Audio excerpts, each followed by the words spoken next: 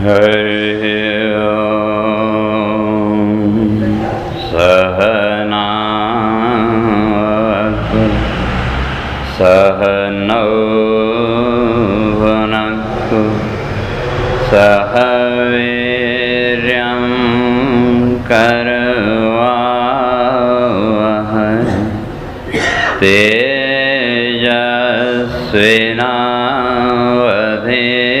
तेजस्विनावधीतमस्तु मा विद्विषावहै। ओम शांति शांति शांति। शंकरं शंकराचार्यं केशवं बादरायणं सूत्रभाष्यकृतौ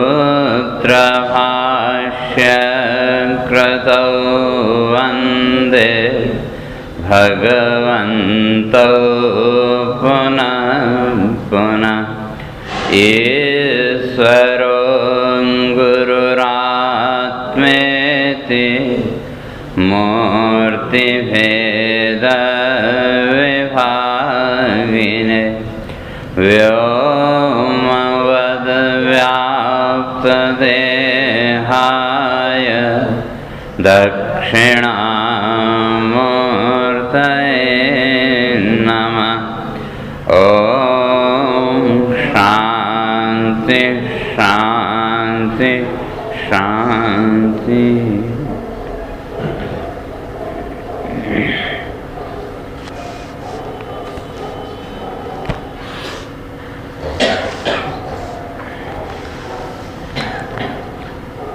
ओम पृथक् पृथक् चिदाभासश्चैतन्याध्यस्तदेहिनां कल्प्यन्ते जीवनामानो बहुधा संसरन्त्यमी।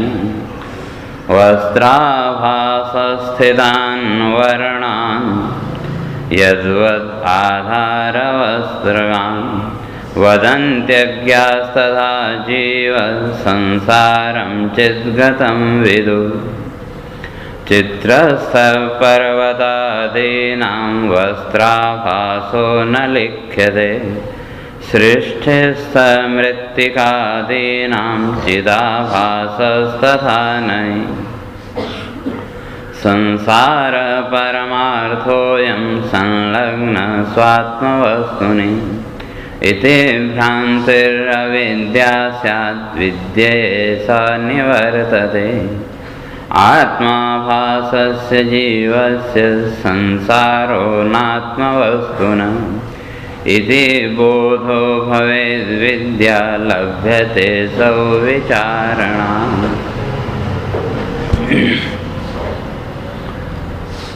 तो विचार चल रहा था, कहे थे कि ब्रह्मा से लेकर के अमीबा तक तो जितने भी जीव हैं अर्थात यहाँ जितने भी शरीर हैं इस ब्रह्मांड में, तो सभी शरीरों की स्थिति क्या है? तो क्या जड़वत। उदाहरण दे क्या है? तो भाई कपड़े का, तो कपड़े में बने हुए जो चित्र, वो सारे के सारे चित्र वास्तव में क्या है? जड़ हैं।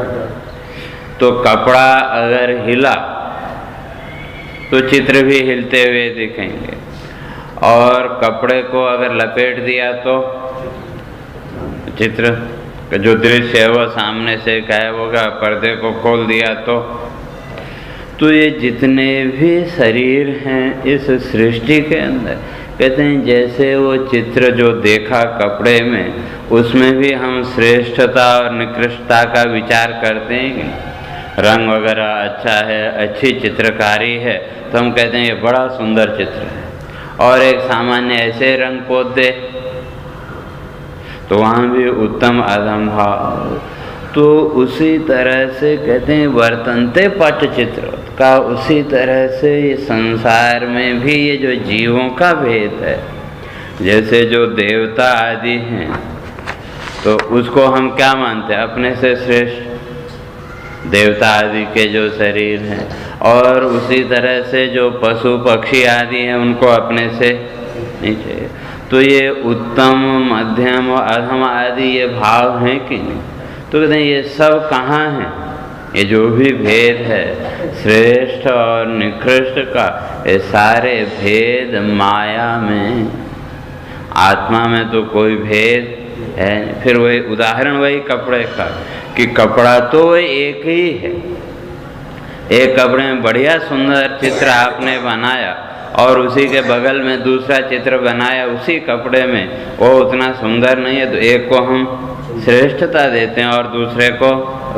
तो ये जितना भी भेद है ये किसके कारण? ऊपर जो चित्र बना, कपड़े में तो कोई भेद नहीं। तो इसी तरह से ये सारा का सारा संसार तो कहाँ दिख रहा है? तो कहा माया के चित्रपट पर। वो जो पर्दा है तो उसको क्या बोलते हैं? चित्रपट। सामने जो दिख रहा है, तो जैसे वहाँ सामने पर्दे में जितने भी दृश्य दिख रहे, तो उनमें से हम किसी दृश्य को पकड़ नहीं सकते। और वो जो पर्दा है, पर्दा तो निर्विकार। तो जैसे वो रील चलती रही, पीछे से प्रकाश आता गया, तो उस हिसाब से वो दृश्य वहाँ पर्दे पर दिखते गए। तो अच्छे दृश्य भी आए और बुरे दृश्य भी आए, लेकिन इन सारे दृश्यों का जो आधार वो पर्दा है, इन सारे दृश्यों को दिखाते हुए भी वो निर्विकार है कि नहीं? उसमें कोई विकृति नहीं। तो कहते हैं उसी तरह से जो आत्मा, तो संसार के संपूर्ण दृश्य पदार्थों का आधार कौन? वही आत्मा। जैसे कल भी कहा था कि बिना उस आत्म सत्ता के, बिना आत्मबोध के किसी भी वस्तु का बोध हो नहीं सकता। तो उसी तरह से यहाँ भी जो ये पृथक पृथक बोध है, ये आत्मा को लेकर के भेद नहीं है, बल्कि केवल दृश्यों को लेकर के। और ये जो भेद है इसका मूल कारण क्या? तो ये कहते हैं पृथक पृथक चिदाभास चैतन्याध्यस्त देहिनाम कल्प्यन्ते जीवनामानो बहुधा संसरन्त्यमी। तो यहाँ एक प्रश्न उठता है, जब आत्मा में भेद ही नहीं है तो फिर इन जो दृश्य दिख रहे हैं इनमें भी भेद नहीं होना चाहिए, आधार तो एक है। तो फिर ये सारा का सारा जो भेद ये किस कारण से? कहते हैं चिदाभासात। तो ये जितना भी जीवन का व्यवहार है ये बिना उस चेतना के होने, और ये जितना भी हमारा व्यवहार है ये क्या है? उस चेतना का आभास, या जो मैं करके जो भी हमने व्यवहार किया, तो ये क्या है? उसका आभास मात्र।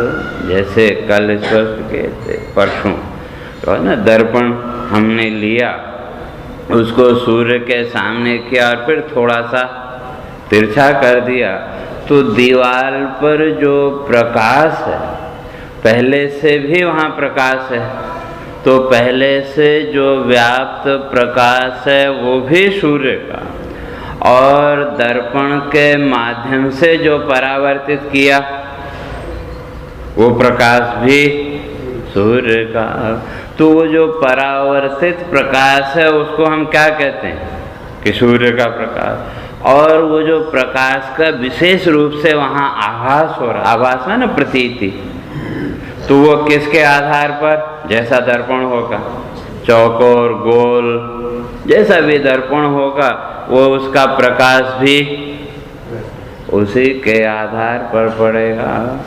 तो कहते हैं उसी तरह से यहाँ ये जितना भी व्यवहार है जीवन का हमारा, ये सारा का सारा व्यवहार किसको लेकर के?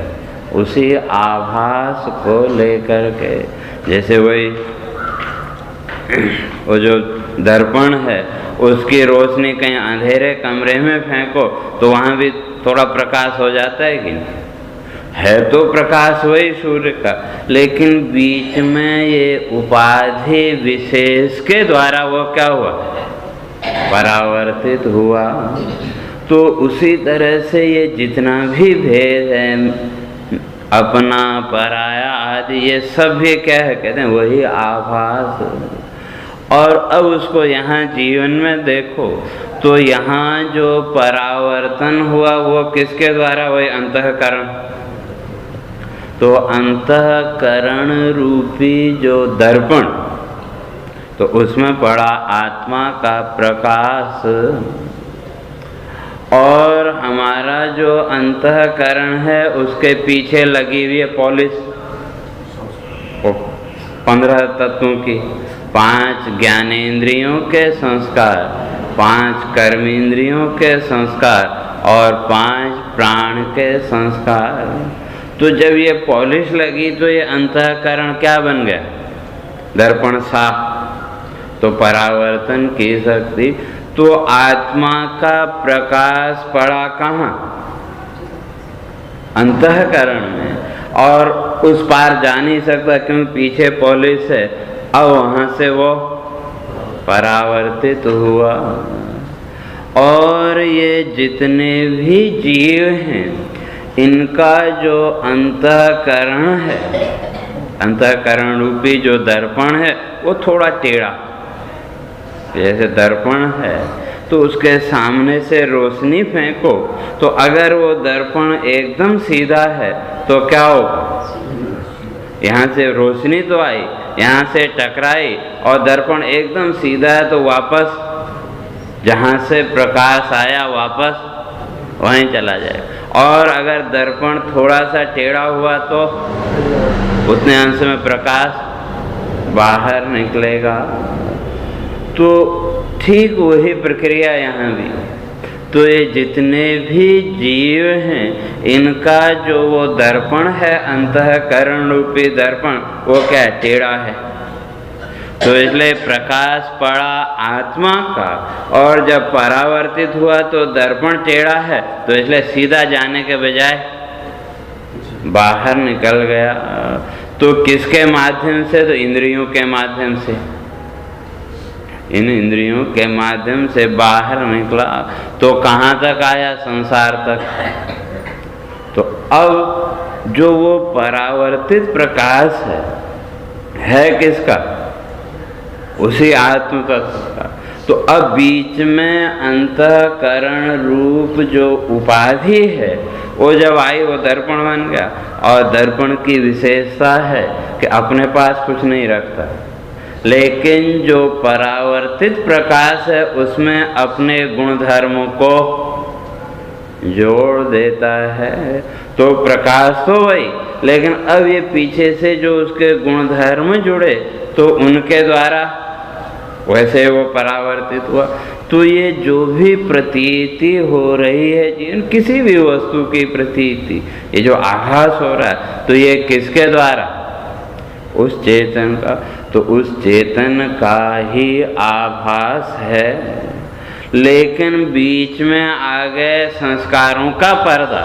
तो उस आभास को, उस प्रकाश को हमने किस रूप में देखा,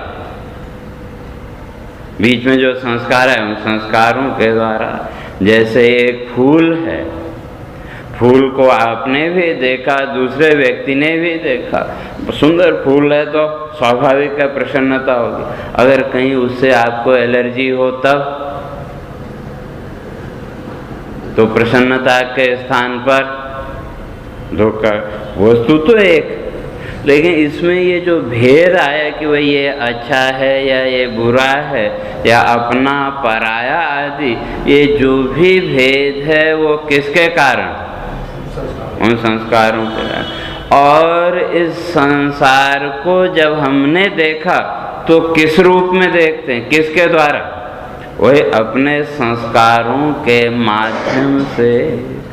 और जो कुछ भी वस्तु हमने देखी वो भी क्या है, वो भी चेतना का आभास है। बीच में तो हम लोगों का झूठा भ्रम मात्र है कि हमने ये किया, हमने वो किया।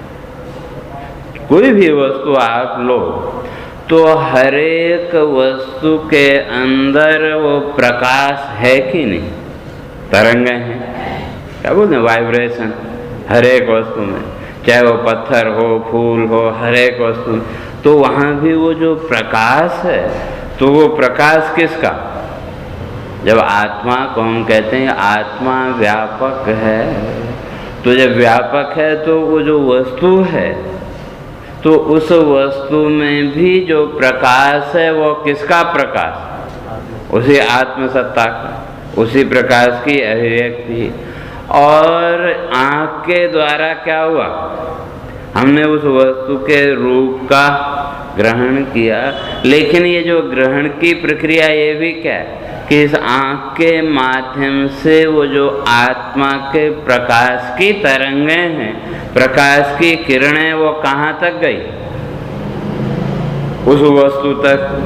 तो वहाँ तक पहुँच के क्या किया, उस वस्तु में जो आत्म प्रकाश की तरंगें, उनको ग्रहण किया और वापस आ गई, वो कैमरे की तरह। जैसे वो फ्लैश दबाते हैं कैमरे में, तो 1 सेकंड में उसने क्या किया, सामने जो वस्तु है यहाँ से वो लाइट चमकी, तो उसने क्या किया, सामने वस्तु में जो प्रकाश की तरंग है उनको ग्रहण किया और पर्दे पर फोटो छप गया। तो उसी तरह से आँख आदि जो इंद्रियां हैं, इन इंद्रियों के माध्यम से भी हमने क्या किया, बाहर जो वस्तु है उसके फोटो का ग्रहण। लेकिन ये सब प्रक्रिया किसके द्वारा, वही आत्म प्रकाश। तो एक प्रकाश ने क्या किया, उपाधि युक्त जो प्रकाश, इसने एक दूसरे प्रकाश का ग्रहण, लेकिन मूलतः जो प्रकाश है वो तो एक। तो फिर हमने क्या किया, हमने तो कुछ भी नहीं किया, वो एक स्वाभाविक जो प्रक्रिया है प्रकाश की, तो उस प्रकाश ने प्रकाश का ग्रहण किया। और ये जो भिन्न भिन्न रूप से जो प्रतीति हो रही, कहते हैं ये आभास मात्र, प्रतीति मात्र, लेकिन किसके द्वारा, वही संस्कारों के। तो जैसे संस्कार होंगे उस रूप में वस्तु सामने दिखेगी।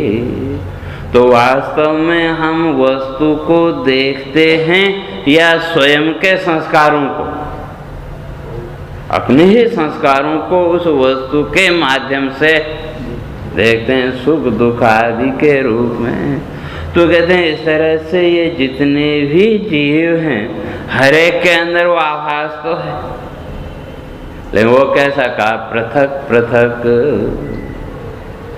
और हर एक के अंदर तत्व तो एक, लेकिन जो प्रतीति होगी वो उन संस्कारों के आधार पर पृथक पृथक। लेकिन हमने क्या किया, वहाँ आरोप कर दिया, प्रतीति हो रही, आभास हो रही, लेकिन उसमें आरोप।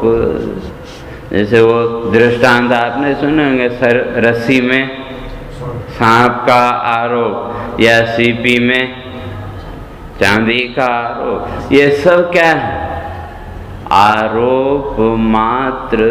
और जब आपने आरोप किया तो वो रस्सी भी आपको सांप दिखने लगी कि नहीं, सांप दिखने, लेकिन रस्सी में तो 3 काल में भी सर्प हो नहीं सकता। तो उसी तरह से यहाँ इस शरीर को लेकर के भी ये जो जीव भाव है, ये जीव भाव भी आया कहाँ से, कहते हैं वही अध्यास, वही आरोप। क्यों, जो अध्यास है, आरोप है, तो उसका लक्षण करते हैं परत्र पूर्व दृष्टावभास अध्यास। वो जो आरोप है, आरोप भी कब होगा, जब पहले आपने किसी वस्तु को देखा तब तो आरोप करेंगे, और अगर वस्तु को देखा ही नहीं है तो आरोप भी नहीं होता। जिसने चांदी को कभी देखा ही नहीं है तो वो सीपी में चांदी का आरोप नहीं कर सकता।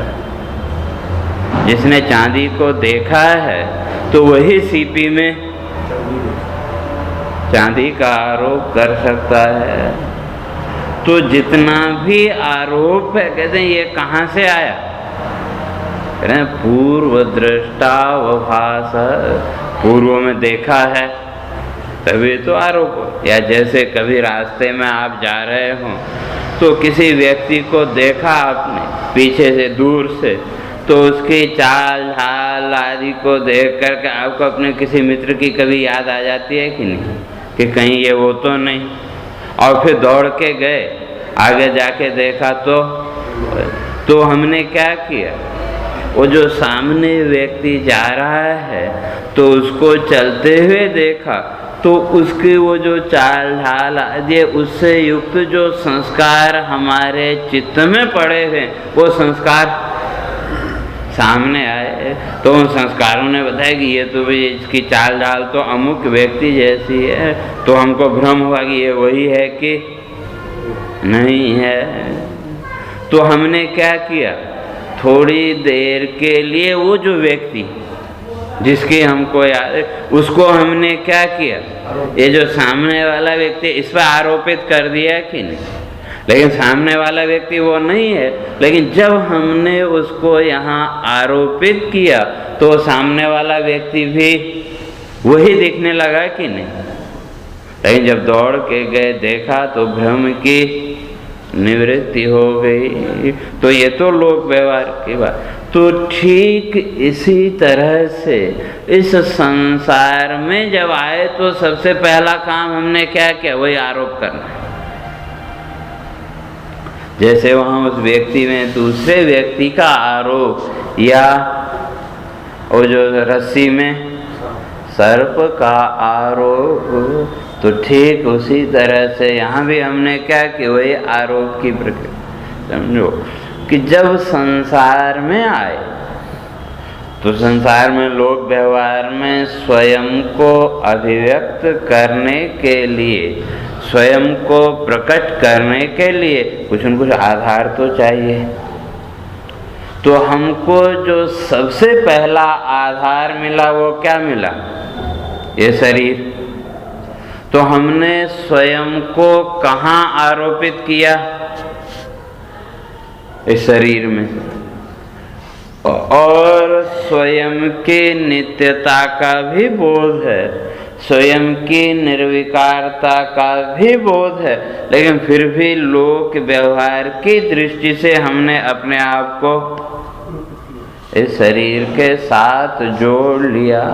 और जब जोड़ा, इस पे जब आरोपित किया, स्व का आरोप किया, तो जब ये दोनों आपस में मिले, क्यों? ये जो शरीर है ये क्या है? जड़।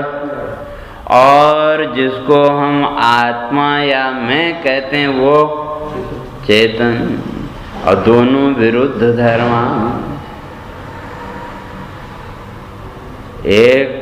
एकदम विरुद्ध, कि जो चेतन है उसका धर्म अलग और जो जड़ है उसका अलग। तो जो विरुद्ध धर्म वस्तुएं वो कभी मिल नहीं सकती। जो अलग अलग जिनका गुण धर्म हो कभी नहीं मिल सकता। हाँ, जो तरल पदार्थ है तो दो तरल पदार्थों को मिलाओ मिल जाएंगे, लेकिन एक ठोस हो और एक तरल हो तो नहीं। तो ठीक इसी तरह यहाँ जड़ और चेतन ये दोनों भी क्या हैं?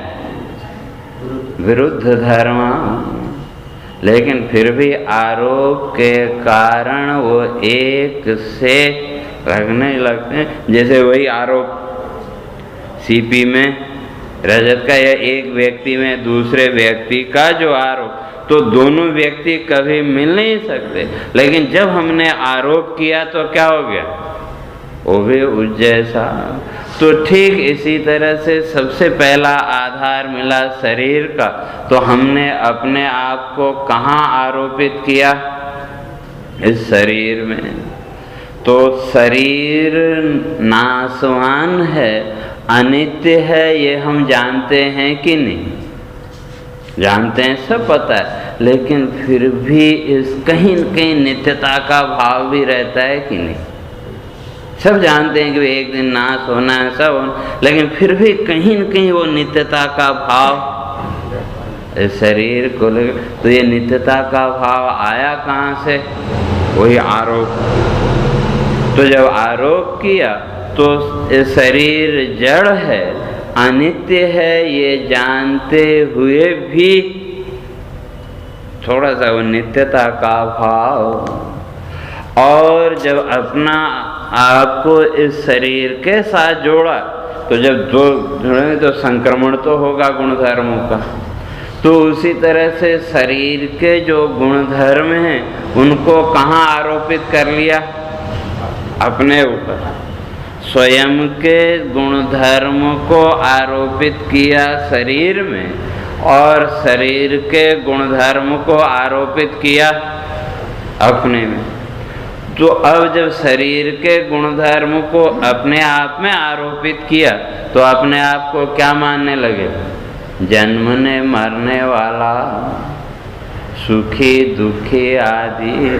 तो ये आरोप के कारण। तो कहते हैं इसी तरह से संपूर्ण जो जगत है, तो इस जगत की स्थिति भी क्या है?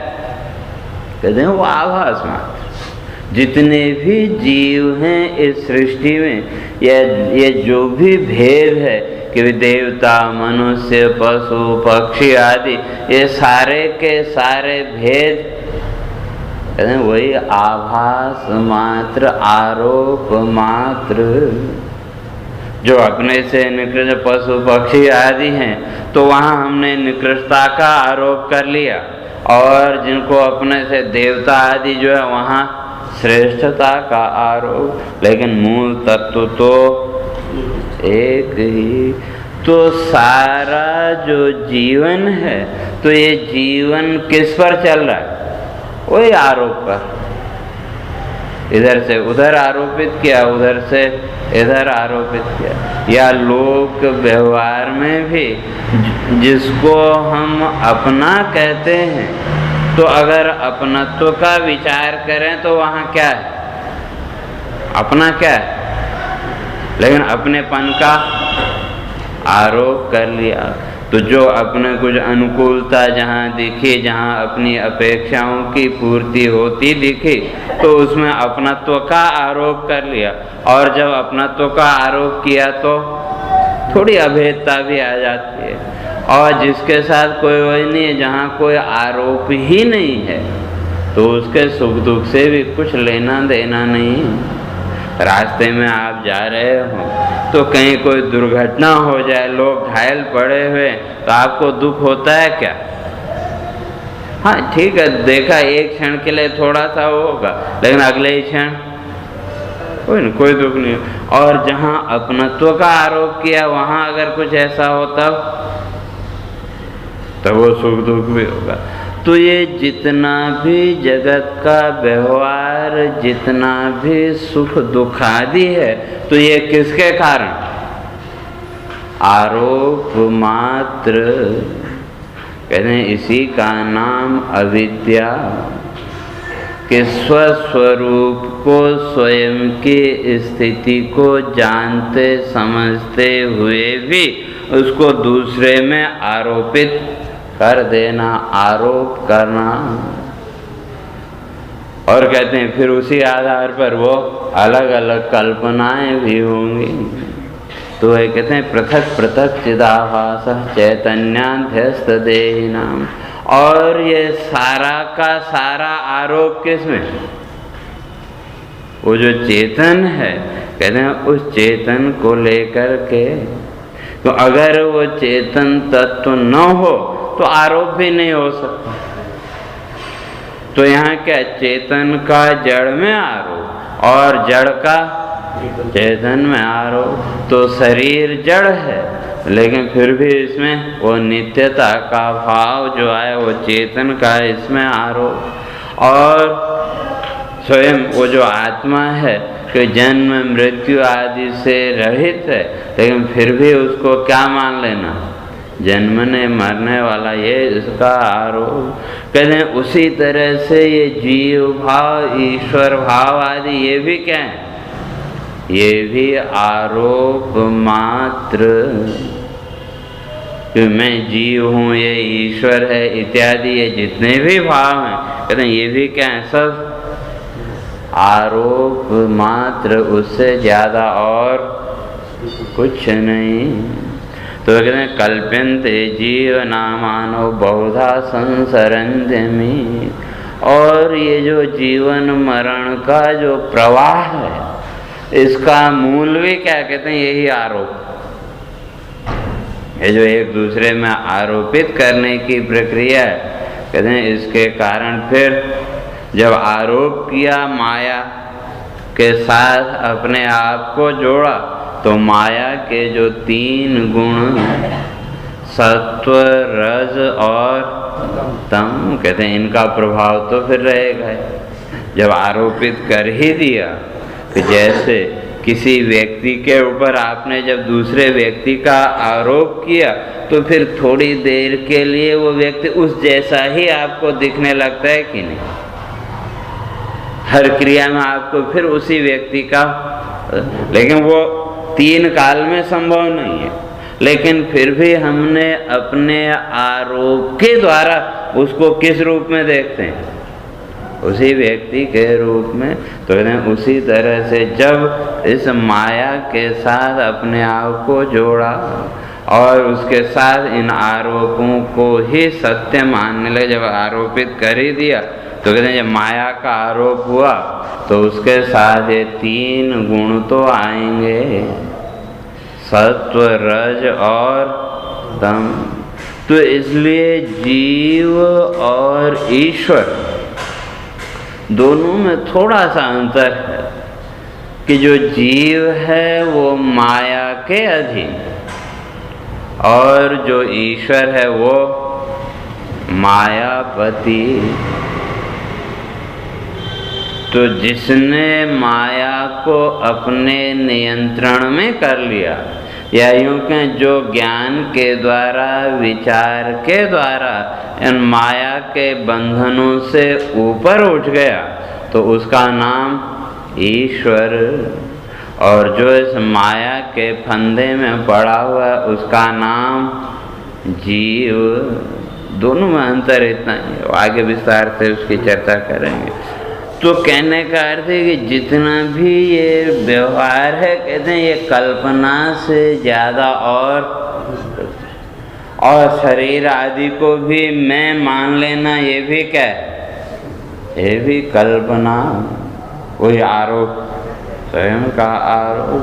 और इस आरोप के कारण ही ये भेद, और ये जितना भी जीवन मरण का चक्र है, संसार की जो गति है, तो ये गति भी किसके लिए का, जो आरोप कर रहा है। क्यों, जब आरोप किया तो 3 गुण सत्व, रज और तम, और जब ये सत्व, रज और तम आ गए, तो फिर व्यक्ति पूर्णतः इनके नियंत्रण में, और ये 3 गुण निरंतर चलते। तो कभी सत्वगुण ऊपर आया, कभी रजोगुण आया, और कभी तमोगुण।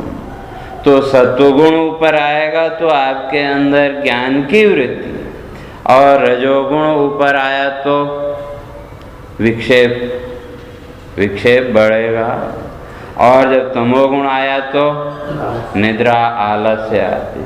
तो सत्व का काम आपके जीवन के विक्षेप को हटा करके ज्ञान की वृत्ति आपको देना, वो सत्व गुण का काम। और जो रजोगुण है उसका काम ज्ञान आदि की जो वृत्ति है, इसको दबा करके कर्म के संकल्प, कर्म की वृत्ति, और उसके साथ साथ चित्त का विक्षेप। और जो तमोगुण है वो दोनों को दबा करके एकदम प्रमाद की अवस्था। तो सारा जीवन फिर इन 3 के आधार पर चलता रहेगा।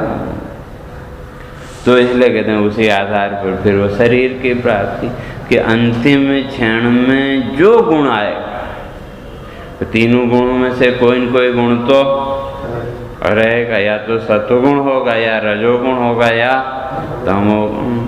तो अगर अंतिम क्षण में सत्वगुण ऊपर आया तो उसके द्वारा कहते हैं ऊर्ध्वगति श्रेष्ठ, क्यों संकल्प अच्छा बनेगा। और अगर रजोगुण आया तो कर्म का संकल्प, और तमोगुण आया तो कहते हैं पशु पक्षी आदि योनियों में। तो जो गुण ऊपर आएगा उसके अनुसार चलना, और उसके आधार पर फिर आगे जीवन की गति। लेकिन ये सब आए कहाँ से? कहते हैं ये आभास मात्र, आरोप मात्र। तो इसलिए जो विचारशील है उसको धीरे धीरे विचार के द्वारा अपने आप को इन आरोपों से मुक्त करना चाहिए। तो उसी को आगे कहते हैं कि भाई ये जितना भी जगत है, तो ये सारा का सारा जगत क्या है? उस आत्मसत्ता पर ही। आत्मसत्ता है तो जगत की सत्ता है, तो उसके लिए अब ज़्यादा दूर जाने की ज़रूरत नहीं। तो ये जितना भी जगत है, संसार है, इसका अस्तित्व कब तक? जब तक हमको स्व का बोध है तब तक हमारे लिए संसार। और स्व का ही ज्ञान न रहे तो संसार रहे या न रहे क्या फर्क पड़ता है। और जब स्व का पूर्ण ज्ञान हो जाए तब भी संसार रहे या न रहे कोई अंतर पड़ने वाला नहीं। तो हम कहाँ वही बीच की स्थिति में, थोड़ा सा स्व का भी ज्ञान है और उस ज्ञान के आधार पर संसार में आरोप करते चले जाते हैं। तो हमारा सारा जीवन आरोपों में ही चलता है कि नहीं?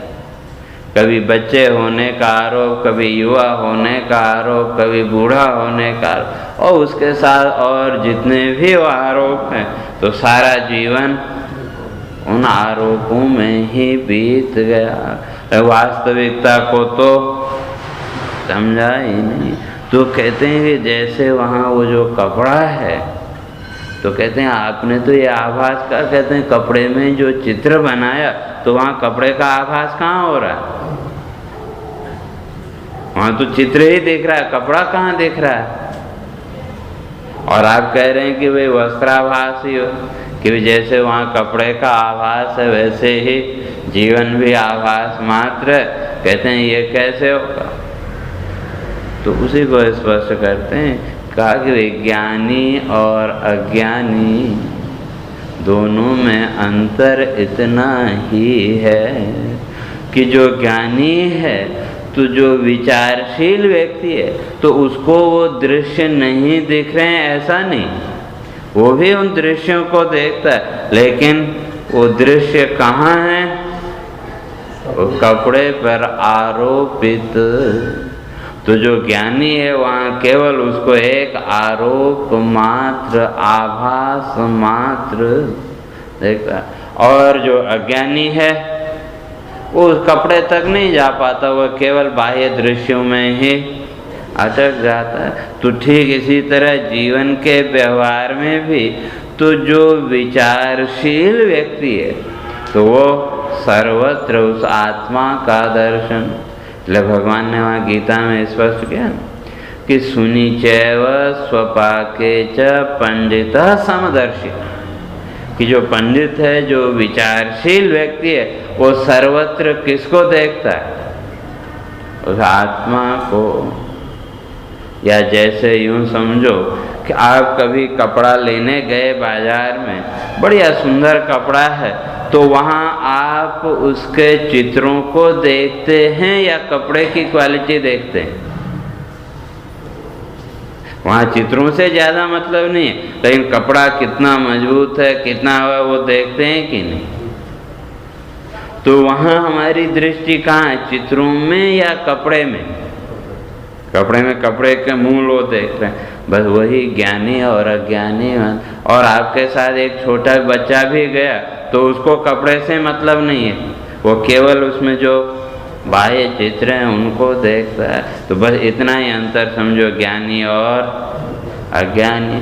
तो जो ज्ञानी है वो बाह्य चित्रों में न अटक करके बाह्य दृश्यों में न अटक करके तो जो मूल तत्व है उसको देखने का प्रयास करता है। और जो सामान्य व्यक्ति है वो केवल बाह्य सौंदर्य। तो इसलिए कहते हैं कि ये जितना भी है तो ये सब जो भी वो चित्र बन रहे हैं वो कपड़े के बिना नहीं बन सकते। लेकिन कपड़े में कोई भी चित्र है नहीं, तो ये सारे चित्र कहाँ आरोपित? कपड़े में उनका आरोप किया। तो इसी तरह से जो आत्मा कहते हैं उस आत्मा में संसार आरोपित है, लेकिन उस आत्मा के बिना संसार का कोई अस्तित्व नहीं। आत्मा के बिना संसार का कोई अस्तित्व नहीं, लेकिन आत्मा में कोई संसार। तो जितना भी संसार है वो क्या है? वो आरोप मात्र। तो कहते हैं उसी तरह से ये सारा जगत, तो कहते हैं उसी तरह से ये जितनी भी सृष्टि है तो ये सारी की सारी सृष्टि क्या है? उसमें आरोप मात्र। तो जो विचारशील व्यक्ति है तो वो धीरे धीरे अपने आप को इस आरोप से मुक्त कर दे। और जो सामान्य व्यक्ति है वो क्या मान लेता है?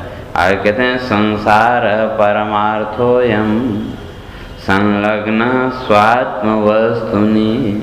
कहते हैं जो सामान्य व्यक्ति है तो वो क्या समझता है कि संसार परमार्थोयम, ये संसार ही परमार्थ है ना, परमार्थ प्राप्ति, कि संसार की प्राप्ति ही।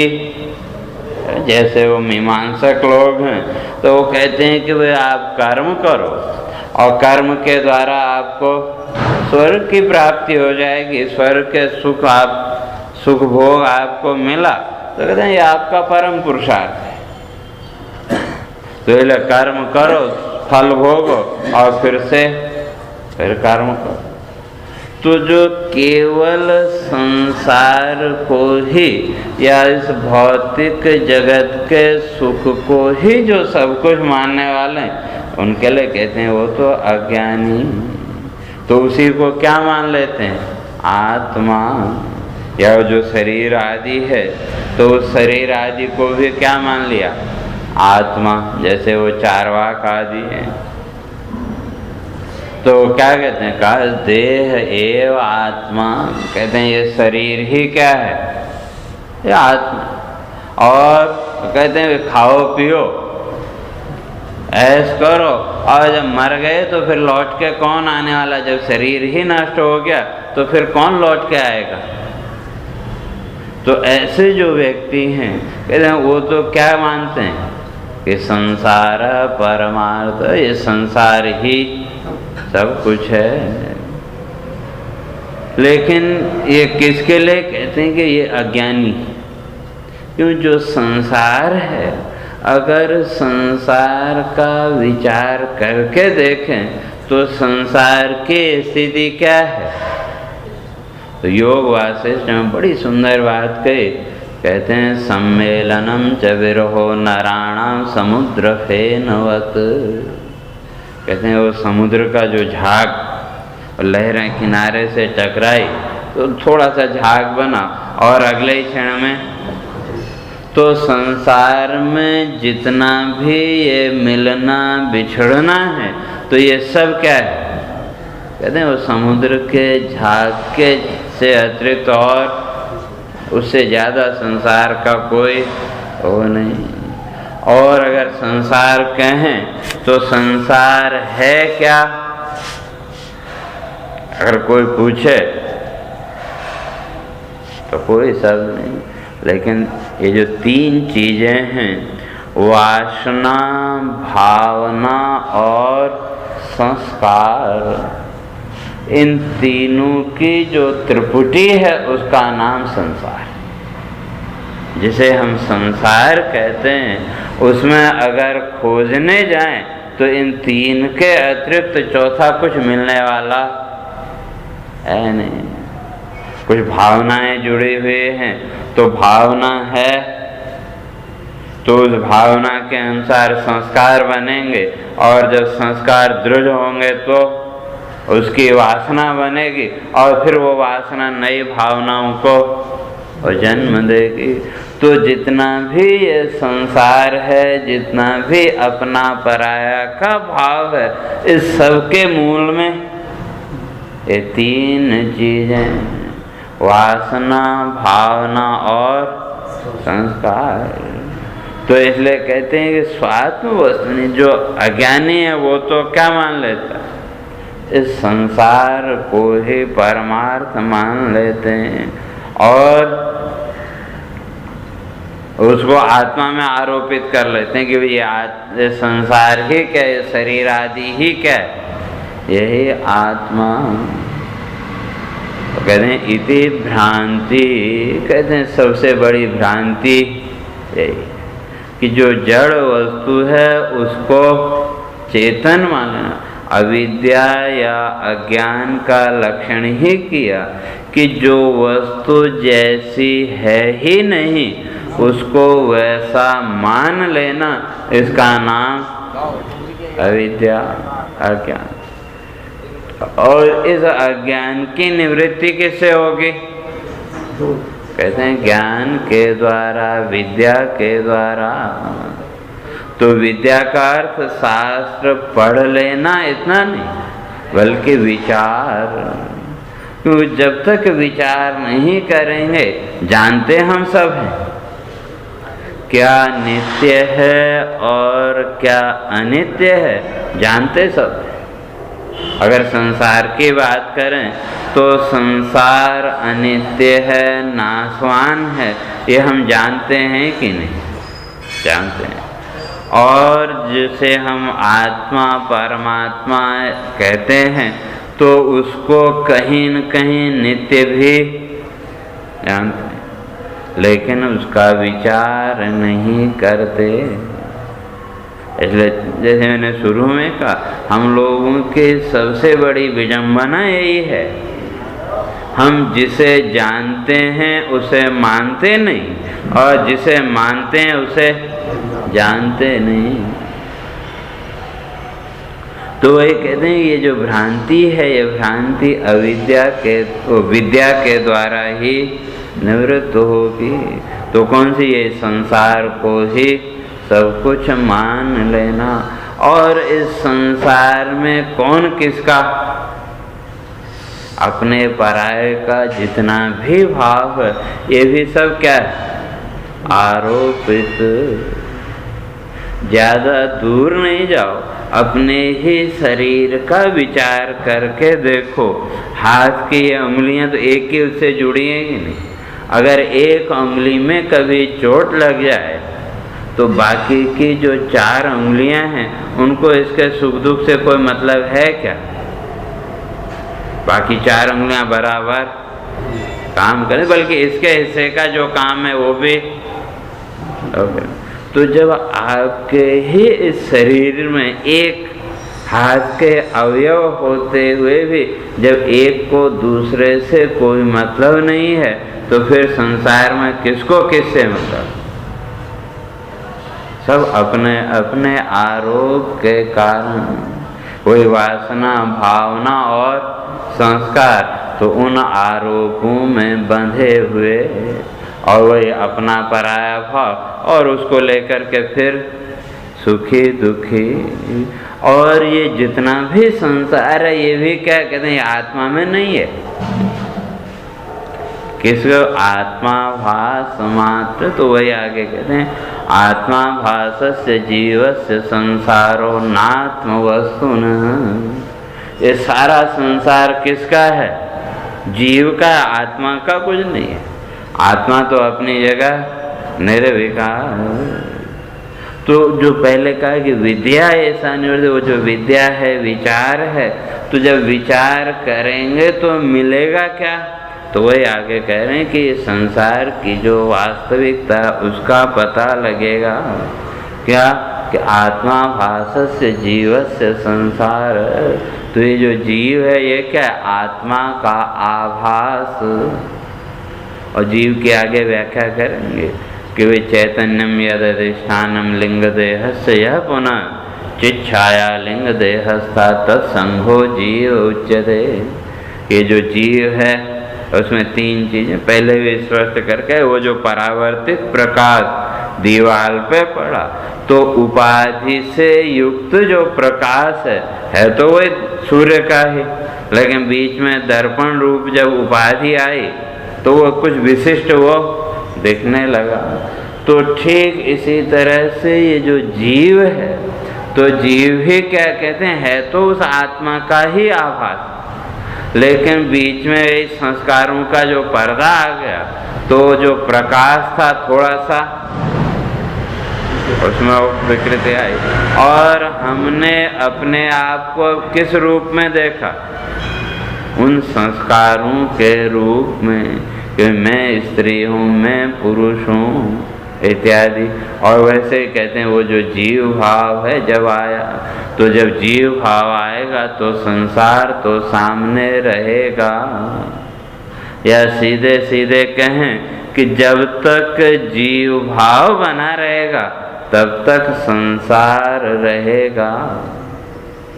और जहाँ विचार के द्वारा, ज्ञान के द्वारा उस जीव भाव की निवृत्ति हुई तो संसार भी अपने आप छूट जाएगा। जैसे वे खिलौने, जब छोटे बच्चे थे तो खिलौनों से खेलते थे कि नहीं, और धीरे धीरे जब समझ आती गई तो धीरे धीरे खिलौने अपने आप छूटे, छोड़ने नहीं पड़े और अपने आप छूट गए। तो ठीक इसी तरह से विचार के द्वारा, चिंतन के द्वारा जब वो जीव भाव की निवृत्ति हो, जितने अंश में भी एकदम से पूरी तरह निकल जाए वो संभव नहीं है, लेकिन धीरे धीरे, लेकिन जितने अंश में वो जीव भाव की निवृत्ति हुई उतने अंश में संसार अपने आप छूटता चला जाएगा, छोड़ना नहीं पड़ेगा। तो वह कह रहे हैं कि इति बोधो भवेद विद्या। कौन सा? कि ये सारा का सारा जो संसार है ये किसका का? जीवस्य, जीव का है। जो आत्मा है उस आत्मा का कोई संसार नहीं, जो मूल तत्व है न उसमें कोई संसार न उसका कोई संसार। तो जितना संसार है वो किस में? इस जीव भाव में, और इस जीव भाव को लेकर के फिर सारे संसार का निर्माण, ये ऐसा है, ये वैसा है, नाना प्रकार की। लेकिन कहते हैं ये जो विद्या है ये किससे मिलेगी? का लभ्यते असौ विचारणात्। कहते हैं बिना विचार के तो मिले, उसके लिए विचार तो करना पड़ेगा। जैसे मैंने भी कहा कि जानते हम या कभी कोई समस्या आ जाए तो बार बार हम उसका विचार करते हैं कि नहीं, और जब बार बार विचार करते हैं तो उसी के बीच में से हमको उसका समाधान भी मिल जाता है कि नहीं। तो ये समाधान कहाँ से आया? बार बार विचार के द्वारा। एक बार नहीं स्पष्ट हुआ, दूसरी बार होगा, दूसरी बार नहीं स्पष्ट हुआ, तीसरी बार। तो जितना ज़्यादा विचार करेंगे वो स्पष्ट होता चलेगा। तो कहते हैं उसी तरह से बिना विचार के भी ये ब्रह्म विद्या टिक नहीं सकती। केवल सुनने मात्र से या शब्द मात्र को पकड़ लेने से आप ब्रह्मज्ञानी हो जाएंगे, आप संसार से मुक्त हो जाएंगे। केवल शब्दों को पकड़ लेना, कहते हैं वो तो तोता रटंत जैसे, वे शब्दों को पकड़ लिया और समय के अनुसार बोलते चले गए, कहते हैं उससे कुछ लाभ होने वाला नहीं। इसलिए सबसे मुख्य है विचार। तो कहा विचार किसका करना चाहिए? तो कहते हैं तीन चीज़ों का विचार करना चाहिए। तो क्या क्या? तो कहते हैं जगत जीव परात्मनः। जगत क्या है, जीव क्या है और आत्मा क्या है, इन तीन बातों का निरंतर विचार करना चाहिए। और इनका विचार अपने फिर कल करेंगे। तो आज तो सीधे रोक चले। हरे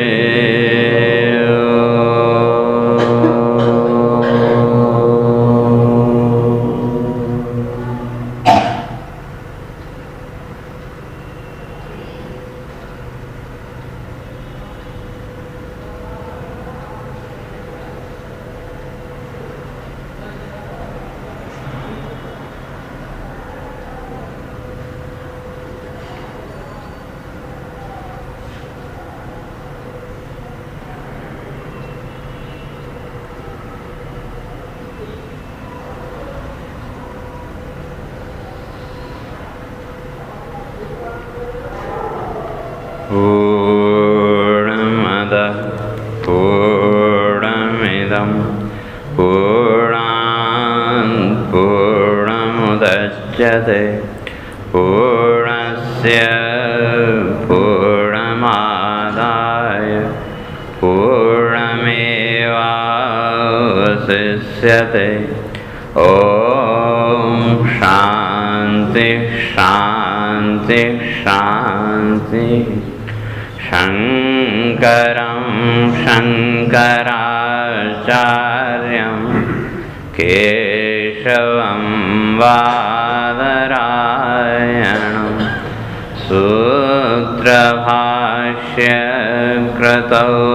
वन्दे भगवन्तौ पुनः पुनः। ईश्वरो गुरुरात्मेति मूर्तिभेदविभागिने व्योमवद्व्याप्तदेहाय दक्षिणामूर्तये नमः। ॐ शान्ति शान्ति शान्ति।